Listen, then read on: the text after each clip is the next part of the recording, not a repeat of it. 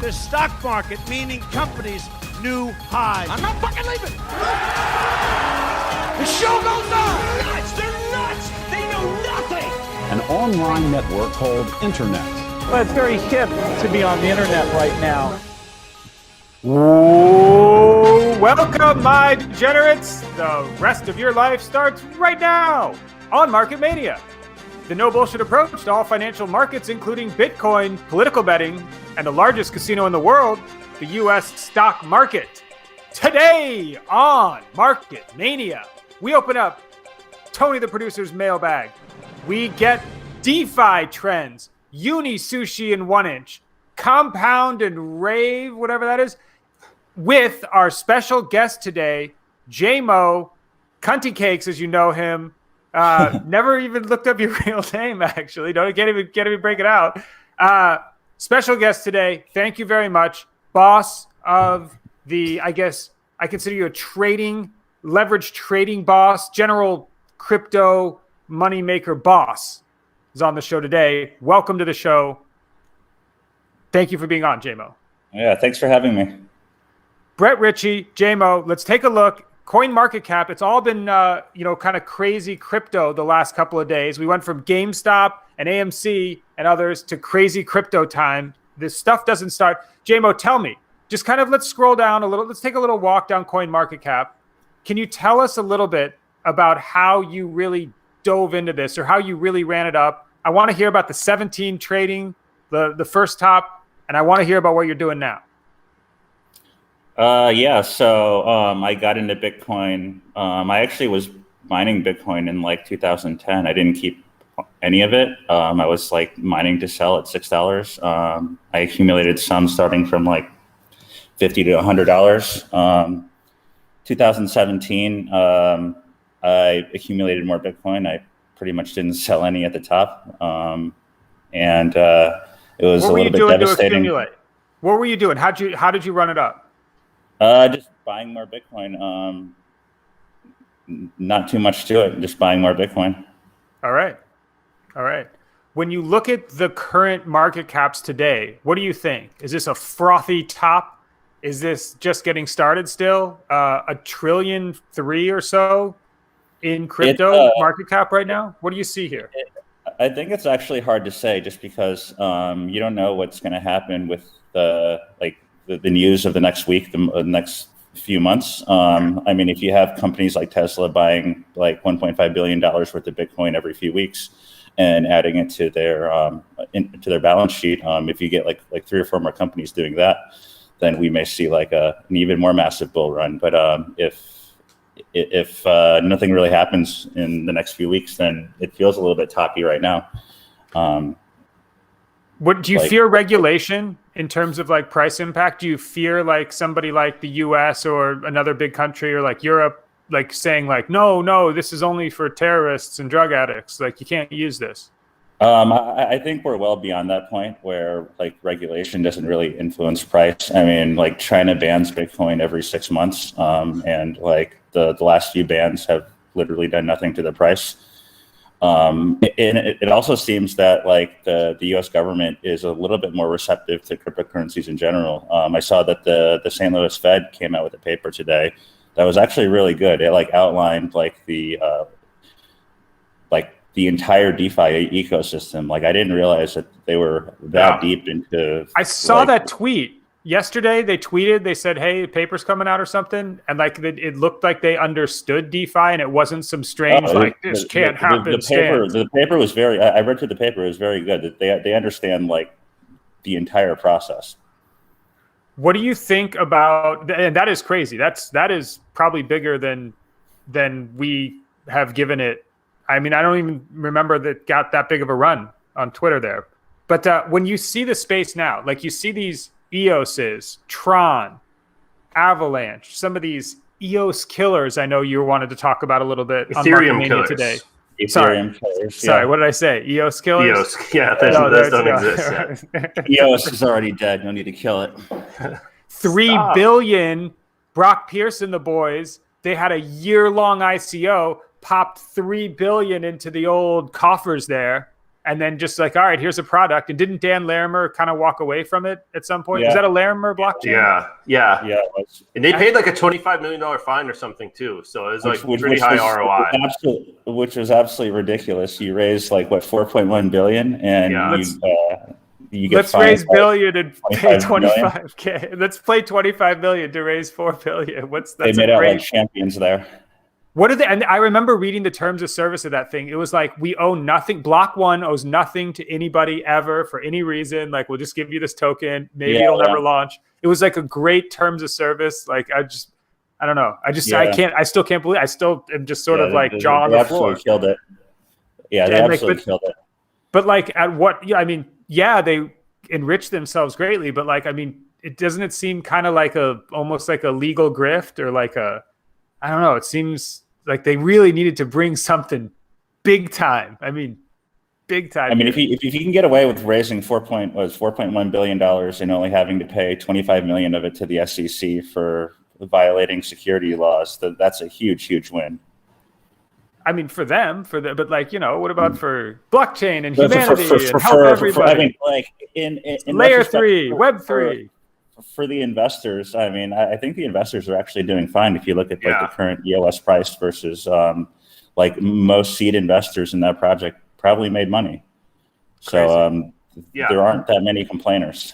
Will anything actually work though? Do you think anything will kill Ethereum? Will like all this tokenization move somewhere else? I mean, I'm looking at this. I got a Uniswap fee of $175 that I'm going to reject because I don't need to ape into this thing right now. The current Ethereum network is like really excluding people who are doing small time transactions or don't have bankrolls to have like 100 million in their account to interact with these DeFi protocols, or to just do like trades, stuff like Binance Smart Chain. I saw today that Binance Smart Chain did more transactions than the Ethereum network, and their gas fees are like a small fraction of the price of Ethereum. Stuff like Tron. I think there's more and more stable coins that are moving to Tron. I know Justin's extremely good at marketing. I think he has a deal with a bunch of the exchanges where Tron transactions or layer 2 Tron transactions, if you're transacting a stable coin on Tron, you don't pay a fee, whereas Ethereum, you're paying like $25 to $35 right now per ERC20 token transaction. So, I mean, if you're sending like a couple $100 or $1,000, like the choice is obvious. Like I tried to send $200 last week, and they wanted a $30 fee on Ethereum. It was like obviously I just didn't send it. That's crack. I can't pay $300 or $30 for a $200 trade. But then exactly. ETH2 is supposed to come out, and then Vitalik shards all your coins. So the thing about Ethereum, they've always promised, they've had great marketing too, right? They've always, in 2018 is when scalability was supposed to come. It was always right around the corner. So I'm personally going to believe it when I see it in terms of ETH2 and how it scales. What do you think, Jay? I think in reality, ETH is very scalable. It's just that like there's so much being developed on ETH right now that like the actual like layer 2 stuff that's being built on ETH is sort of just destroying, because like all of it is what you'd consider like a gas guzzler, as in it uses like a bunch of gas. If you use ETH simply as peer-to-peer cash, like you would use Bitcoin, like if you just transfer ETH to and from each other, and that's all the ETH blockchain was used for, ETH fees would be like very cheap. They'd be like cheaper than current Bitcoin fees. I think just transferring ETH is still like as cheap as transferring Bitcoin. It's just like the smart contract interaction and all the layer 2 stuff that really leads to these heavy gas fees. Hey, I wanted to pop on and ask a real quick question. Have you heard much about XDAI? And the reason I ask is because they seem to have just won the Reddit scaling competition. Have you heard about that? And have you heard about XDAI? Yeah. Yes, I have. They have I was actually looking into it today. It's like a cross-chain staking, proof of stake staking platform where the DAI is a stable coin supposed to be pegged to $1. The XDAI chain is supposed to. I'm not sure if this is actually correct. I read it earlier. but it's designed to allow stablecoin transactions across multiple blockchains. I'm looking at it now too. There's so many new projects now. I don't know if you sort of feel overwhelmed, because I used to know essentially all Bitcoin projects until, Ethereum, or maybe early Ripple and Mastercoin. Some of the early stuff wasn't all that relevant, but I used to have my Purecoin. There you go. Was the one based on prime numbers too? Prime coin. Yeah. There you go. But now there's just so many projects. There's thousands and thousands of projects just on in the DeFi space, or hundreds and hundreds in the DeFi space. And I feel overwhelmed. If I had a team of 10, I couldn't. A lot of anonymous teams too popping up, like Sushi Swap, which we'll get to. But they they forked Uni anonymously. And they rugged everybody. 500 million just sailed right in. I think it's pretty much confirmed that the CTO of Band Protocol was the guy behind Sushi Swap. I mean, the rug, or it's the been mostly been. Sorry, what'd you say? Interesting. From when they rugged everybody, or from when they saved it, and then whoever came, is it known the guy that came in and saved it? Yeah. He was the guy who rugged everyone, and Sam was the guy who came and saved everyone. Oh, okay, that's right. It was God. Man, Yeah, SBF is he's everywhere. That's right. He's fucking everywhere. Yeah. That was a crazy happening. That was like Brett said, just $500 million. Just here's the new Uniswap. Yeah, I forked Uniswap. Oh, okay. I'll just ape in $500 million. That's what everybody said, all at once. What the hell's going on? I mean, and if you thought that was a local top, you were wrong also. So it's crazy. There's a lot of money in this space. So one of the main things about DeFi, Jason, is that lending aspect of it. If you want to take a look at the compounder, Aave, the lending, right? You can earn way higher interest in DeFi than you can in the traditional markets. Obviously, I think there's considerably higher risk in terms of even just protecting yourself for the average guy, but certainly the protocols could be more vulnerable to hacks, as we've seen. Just wonder what some of your thoughts are on the whole lending ecosystem within. I know you like to borrow because it's profitable for you. Yeah, I guess there's a difference between lending and liquidity providing. The lending, I think the two biggest lending protocols are Compound and Aave. Essentially, what you do is you deposit crypto assets and you borrow other crypto assets from there using your deposits as collateral. And then what a lot of people are doing is they're depositing certain assets that have low yield return while liquidity providing, in order to borrow other assets that have high return, but they don't necessarily want to be actually holding those assets. I think it's been taking off quite a bit. Compound has 7 billion, I want to say, in deposits, and 4 billion out in loans, and Aave similar. Last week, Mark Cuban was tweeting about Aave. He's saying that he was using the platform, which is kind of crazy to think about. Aave actually was ETH Lend before, until they rebranded it into Aave, and since then, and since then their token has taken off, their platform has taken off. Every day, I wake up and I check out what's going on, and there seems to be another 500 million or 1 billion in these lending platforms. So so stuff's really. What's the way to play it first on Uniswap or whatever? It always pops up first with the AA. So they took a page out of those plumbers back in the phone book or whatever. Yeah. What's the way to play this? Do you just ape in on the token, or do you actually use the platform to lend or borrow and run it up that way? You can do everything. Yeah, you can ape in on the token. The token, I think, is just a governance token. It's debatable whether it should be valued this high, but there seems to be quite a bit of demand for it. You can also use the token as collateral to borrow other assets to farm with, or if you need USD. You can borrow stable coins from the platform, stuff like that. So the token has utility in that way. Other than that, people are coming up with there's no set standard as to what you should do.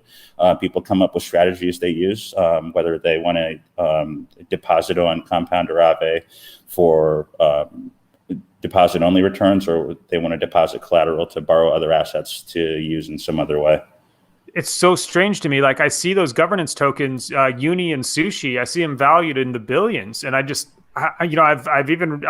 the ride for Uni just back there, but like I wonder what value there is. I guess is the thinking that the governance could then, instead of just the 0.3%, for instance, just to use the Uni example, do they think that they could activate that other percentage that's built into the protocol that's currently unactivated and then just distribute it to the Uni holders? Is there something like that you think baked in there? Okay, so right now the Uniswap token isn't being used for anything. Nothing. The Uniswap platform takes, I think, 0.3% fee per transaction, and give it to the pool, give it to the liquidity providers right now. So, I think what they're going to do, it's in their version 2 white paper, is that they're going to take 0.05% of that and give that to the Uni holders that are staking Uni on the platform. That's what SushiSwap is doing right now. So if you look at the volumes of these dexes, they do an insane amount of volume, which it's similar to what the Binance token does in a way, where the more volume that the Binance exchange does, then the higher value or the higher return you get on holding the token. So I think people are speculating on the Uniswap token to become that type of token and are holding out for rewards, which should happen in the next version of Uniswap. If you had to choose Uni, Sushi, or FTT, or BNB, which of those three, and you got to hold it for, let's just say, 3 years, which of those free bags do you take? I hate myself for saying this, but I think I would take BNB. All right. But Binance is by far the biggest exchange. They do the most volume. They burn token based on the amount of profit they make. Not only are they the biggest exchange right now for spot, but they've overtaken all their competitors, and they're the biggest futures exchange. They have their own blockchain, Binance Smart Chain, where you use BNB to pay fees, similar in a way where Ethereum is used to pay fees for all this DeFi stuff, all this layer 2 stuff. SBF, step your game up. Let's get that FTT token on the Serum or whatever on the Solana. I would put FTT second, just because I believe in SBF so much. But Solana still has a long way to FTX still has a long way to catch up to Binance, and Solana or Serum has a long way to catch up with Binance Smart Chain. FTT is going to buy and burn to the moon too. Tony, the producer, welcome to the show. Yes, I've got two questions. Okay, I saw this perp contract land on FTX the other day. Is this a perpetual of all the perpetuals? I mean, is this getting a little recursive here, or am I not understanding what this is? I think perp is a token, and the market is just a perpetual of the perp token. I see. Okay. All right. That makes a little more sense. That's unfortunate. We had that one wrong. We're going to have to issue a formal retraction. The other question I had wasn't Justin Sun on camera saying Tron is a shitcoin? I think he was joking. Well, he was drunk in vino veritas. I mean, what's the truth there? Yeah, I think he got drunk and he got tricked into saying buy my shitcoin. Yeah, I don't think he drinks. I don't think he was drunk. Or he said he doesn't drink in an interview. He says a lot of things. Yeah, that's fair. But the thing about Tron is they basically just copy Ethereum and make it cheap and fast. They take a lot of guidance from Ethereum, and then it's just a much cheaper, faster. Obviously, it's the trade-offs. It's not going to be as secure as Ethereum, but they seem to be. And as you said, he's a great marketer. I actually think, he's a great marketer. I don't trust him. I think people hate on Tron a little bit too much. It's not as shitty of a shitcoin as people think. I mean, Bitfinex does a ton of USDT volume on Tron. You see them replenishing I think yesterday they did like a 500 million replenish, and the only reason they do those replenishes is because there's huge demand for cheap stablecoin transactions, which Ethereum can't do right now. Yeah. I think there's some gambling going on Tron too. I haven't ducked in like 2 or 3 years, but I remember checking it out a couple of years ago, and there was some pretty significant casino activity. A lot of seemingly Asian focused like games. And I don't know. Seems accurate. Yeah. It's happening on EOS too, right? I was looking at the DApps on EOS, and like the biggest volume ones seem to be kind of scammy Asian casino games.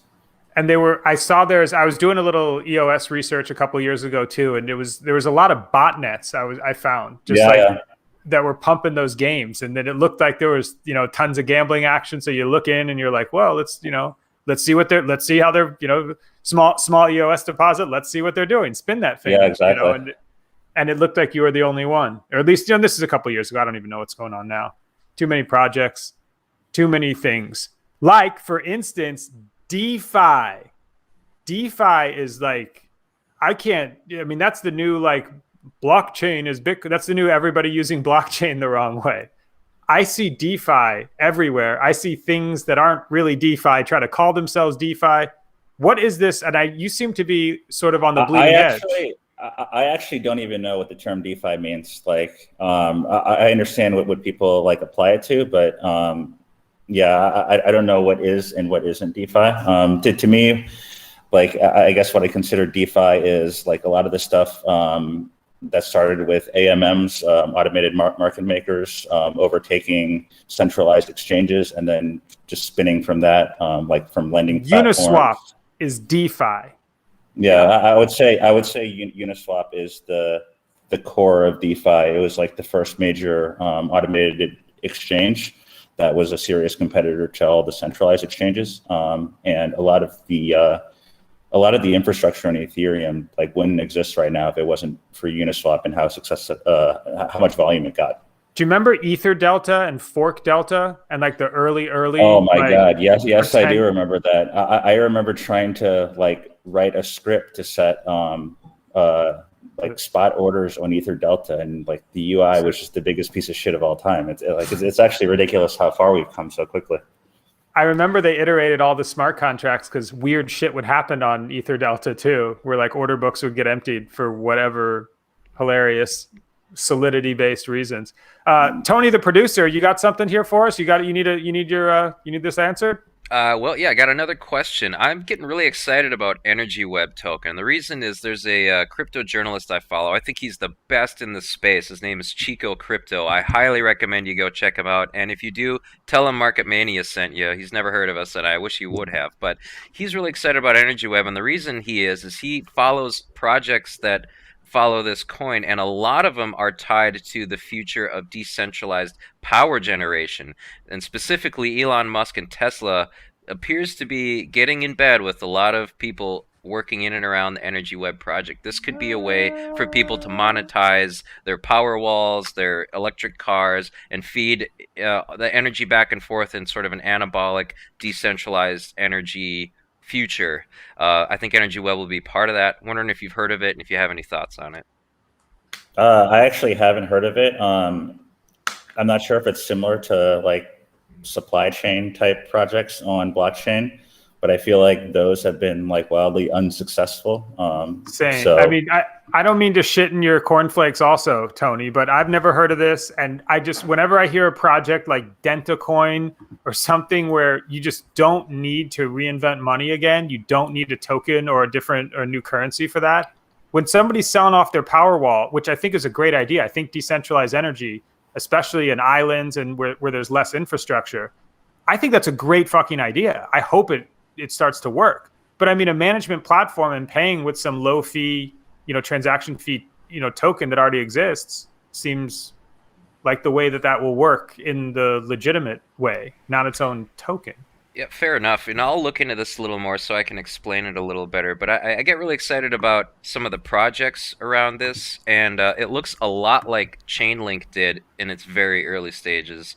And again, Chico Crypto was all over Chainlink before anybody, so I can't recommend following him. I mean, you may have one here, but I mean, the point, like, especially during this time, and like we saw this in 17, and even we saw this in the early like first couple pumps in like 14, 15, where like projects will pop up out of nowhere. Like everybody will have the solution to whatever, and like they will find ways to get people to ape in.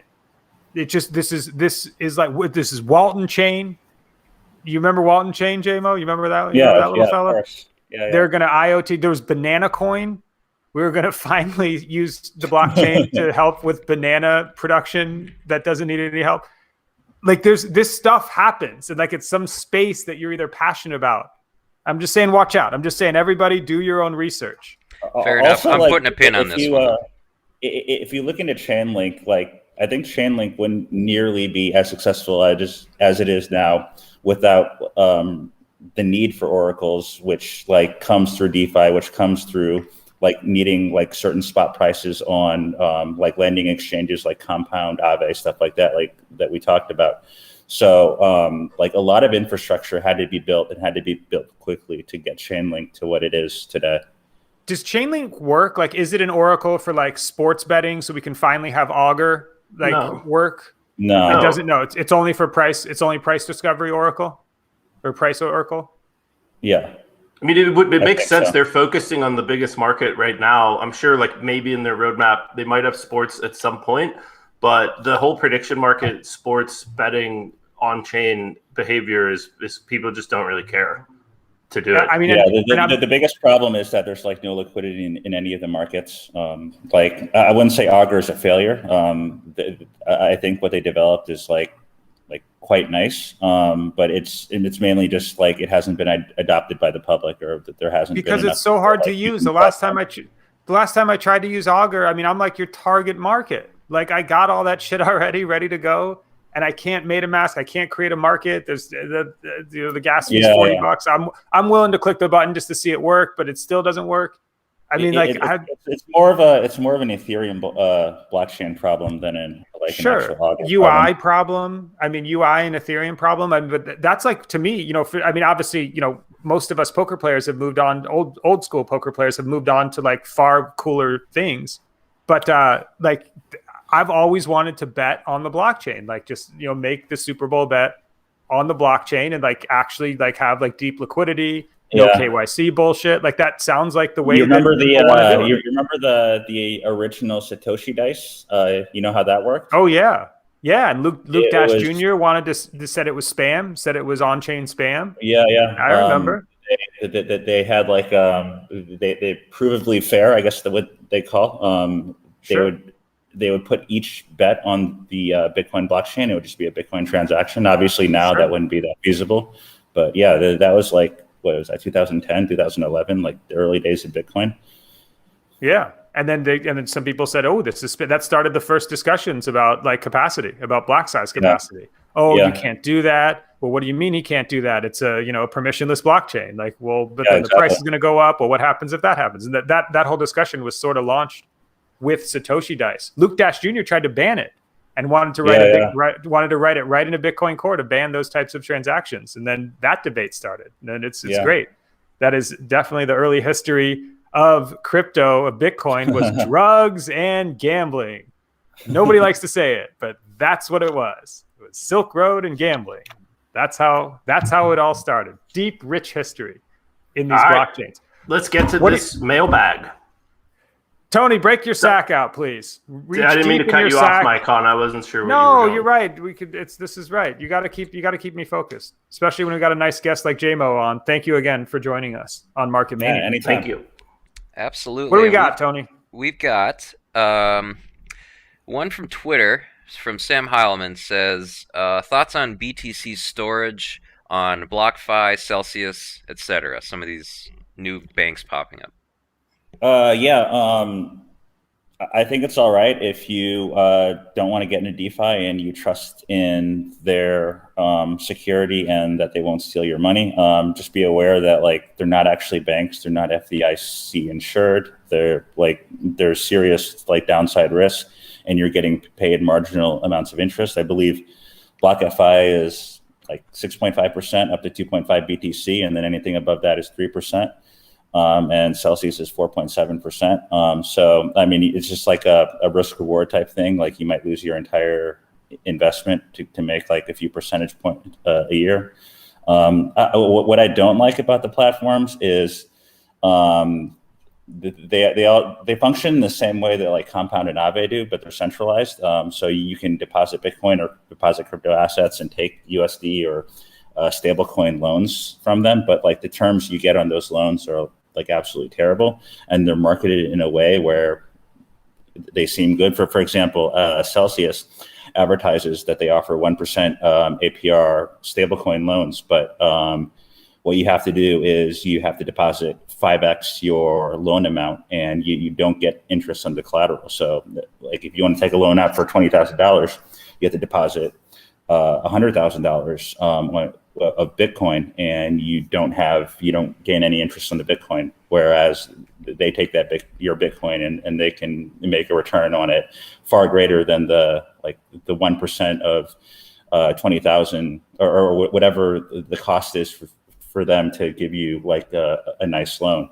The same with BlockFi. I think they charge like kind of ridiculous. I don't know what it's called, like initial fees. Like I think they charge 2% per any loan you take out, meaning like right when you take out the loan, you pay like a non-negotiable 2%. So yeah, I don't like them as lending platforms. I think they're okay as BTC deposit platforms if you trust the platforms. If not, like it's a risk reward thing where you have to weigh getting a few percent back in your Bitcoin versus like a black swan event of like one of these companies like going down and you losing all your Bitcoin. One of them filed for bankruptcy with 9 figures in commitments or whatever. They owed out money. I forget the name of it, but it was like within the last 6 months, I believe. Yeah. There's serious risks in like these platforms, and I actually, one thing I don't like is what's his name, Anthony Pompelio. He's like a seed investor in BlockFi. Yeah, and he's always comparing like the interest rates of BlockFi to like the interest rates you get at a bank if you deposit money at a bank, whereas that's just like a horrible comparison, right? Like the risk of you losing money, like losing your entire bankroll by depositing in the bank is next to nothing, whereas depositing on one of these platforms is like actually substantial. Well, I will say about guys Celsius. that got these. Go ahead, Brian. These guys that have these big platforms, they've like used it to shill, and like it's I don't know, it's sort of disgusting to me. Just some of these guys, just the way they use the big platform on Twitter. Yeah. I don't know. It's just like I don't know.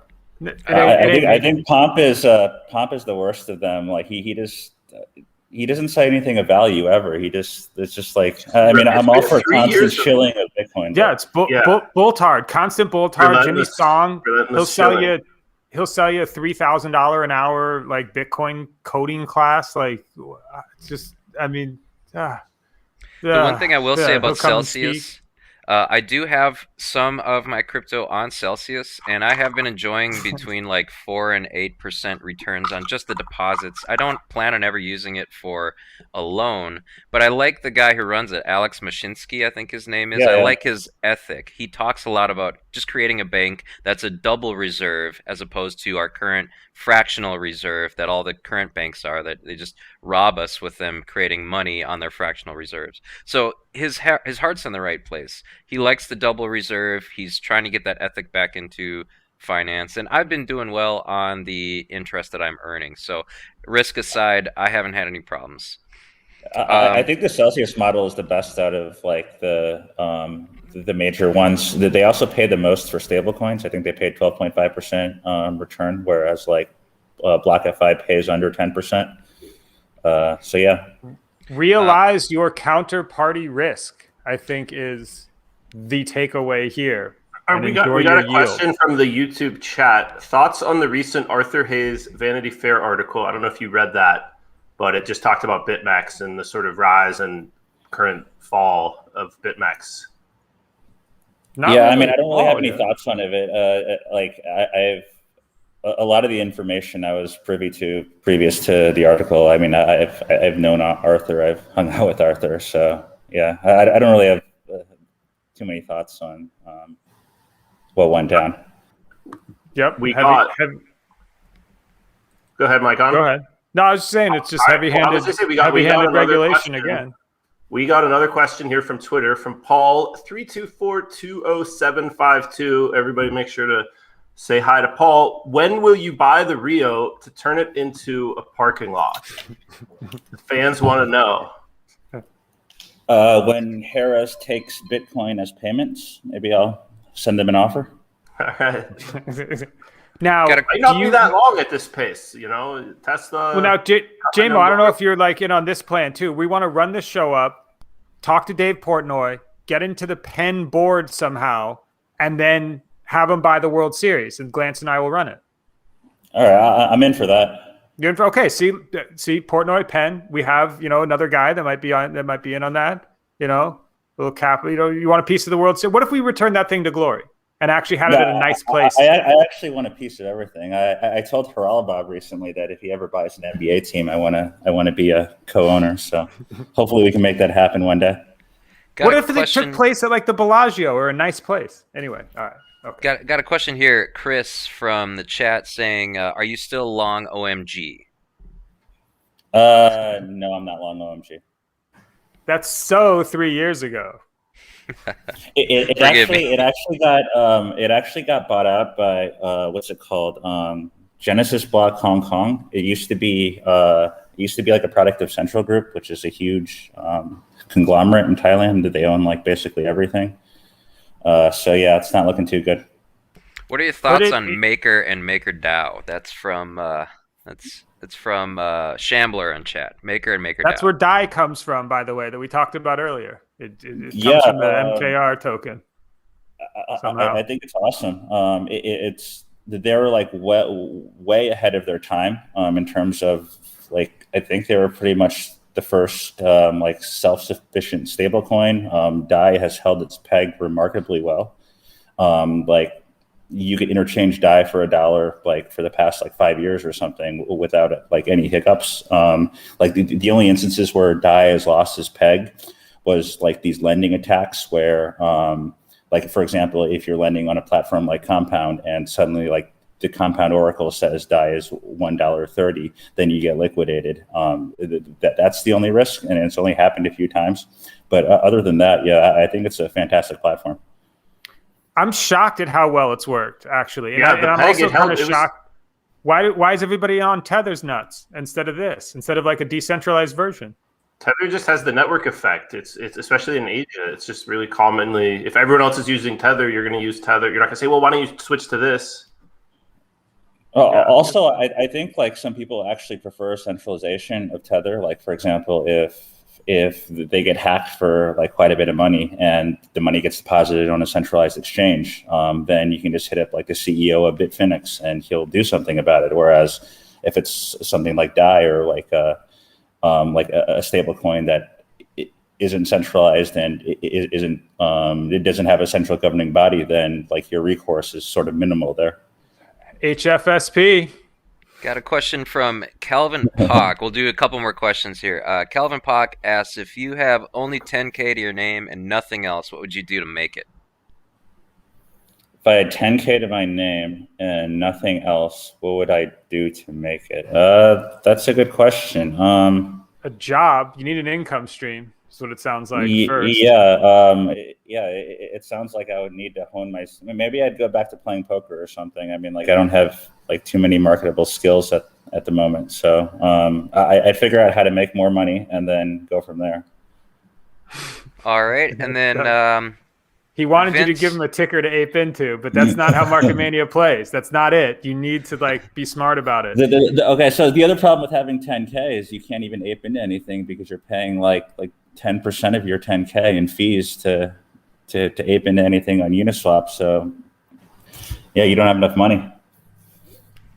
Sorry. I think Steve Martin said it best. It's easy to get rich. First, you start with $1 million.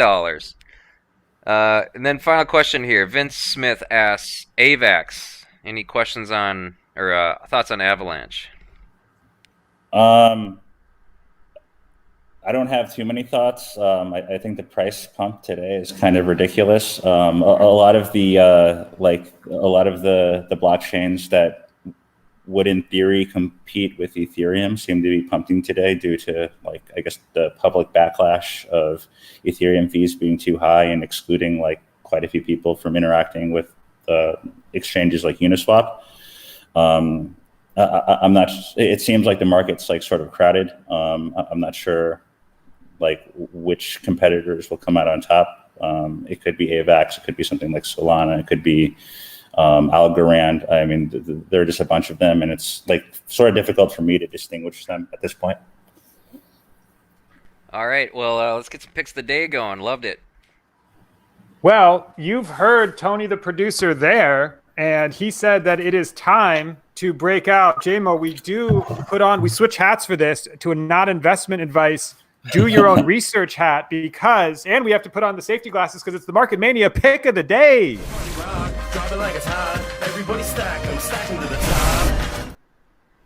JMO, thank you. Welcome to Market Mania. Thank you for being on the show. What is your pick of the day? I'm going with YLD, Yield App. It's a low market cap coin. They actually don't even have like a product yet. I think they're in private beta. But I've talked to the team behind it. They really know what they're doing. Essentially, the concept is they're allowing people that are inexperienced in the space or don't have the proper bankroll in the space to access DeFi rewards. I believe they're going to be paying out a 12% return per deposits, and they're going to be splitting any DeFi returns above 12% 50-50. They're going to be transparent about what they're doing in the DeFi space and how they're making money. I see it as a competitor to some of the companies we talked about before: Celsius, Crypto.com, Nexo, BlockFi, except all those companies sort of just give you a fixed yield. And if they're making like 100% APY, they just keep all the profit, which doesn't necessarily seem fair. So I can see it growing into a pretty big company.